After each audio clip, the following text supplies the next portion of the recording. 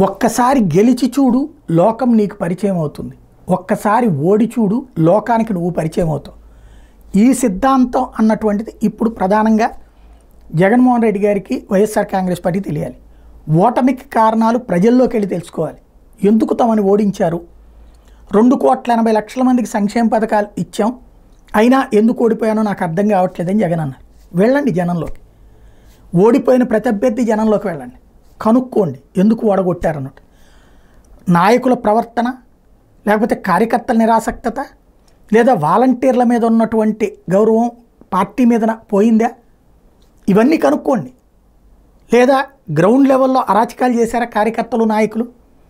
ఎందుకంటే ఈనాడు, ఆంధ్రజ్యోతి రాస్తే అవి మా శత్రు పత్రికలు కాబట్టి అట్లా రాస్తున్నాయి, దుష్ప్రచారం చేస్తున్నాయి అని ప్రచారం చేశారు. కానీ వాస్తవం ఏంటో తెలుసుకునే ప్రయత్నం చేయాలి.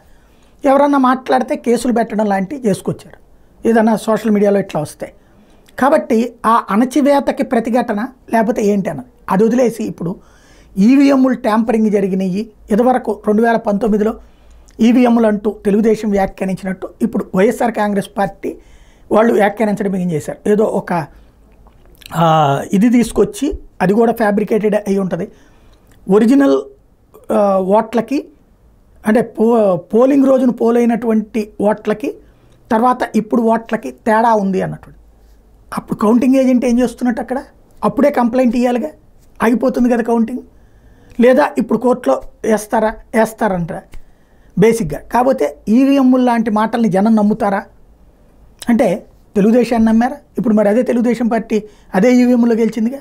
కాంగ్రెస్ పార్టీ ఇదివరకు ఈవీఎంలు అనేది, ఇవాళ అదే కాంగ్రెస్ పార్టీ నేతృత్వంలోని ఐఎన్డీఏ కూటమి ఏకంగా నెక్ టు నెక్ సిచ్యుయేషన్ తెచ్చుకుంది కదా. కాబట్టి గెలుపుకి సాకు వెతకకుండా, గెలుపుకి ఇది ఓటమికి సాకు వెతకకుండా అవతల వాళ్ళ గెలుపుకి కారణం ఏంటి, మన ఓటమికి కారణం ఏంటి అన్నటువంటిది జనంలో తిరిగి తెలుసుకోవడం బెటర్.